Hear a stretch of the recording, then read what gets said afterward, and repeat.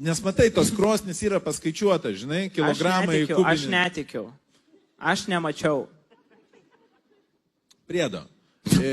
Visi, kas dabar, vat, pavyzdžiui. Tai jeigu visus išžudė, tai kodėl jie vaikšto dar vis? Taip. Kodėl jie vaikšto, kodėl jie? Manau, jeigu žydai dabar klausytų, tai sakytų, nu gerai, Aušvicas tai Aušvicas. Pizdu, blėt. Čia, blėt. Aš biškai, vat, vienintelį, ką gerbiu Putiną. Nes jis maladės. Jisai, vat, nu, jau moka, tipo, gyvent. Jo. Normaliai tvarkosi. Normaliai. Tai aišku tvarkosi, blėt. Mes būtum Rusijos daly dabar, mes stadioną turėtumėm.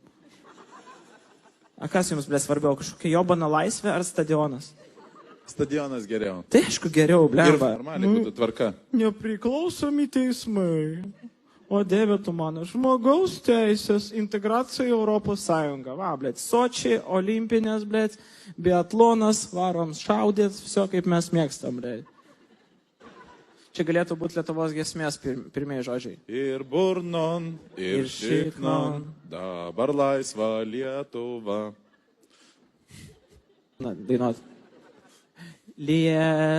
Lietuva, tu mūsų tėvynė, splatylas navėkė, Velikaja Rus. Ir šviesa, ir pravda. Bre, galėtume būti viena valstybė. Mes išstosim Europos Sąjungos, prisijungsim prie Rusijos. Ir tada normaliai gyvensim. Nu?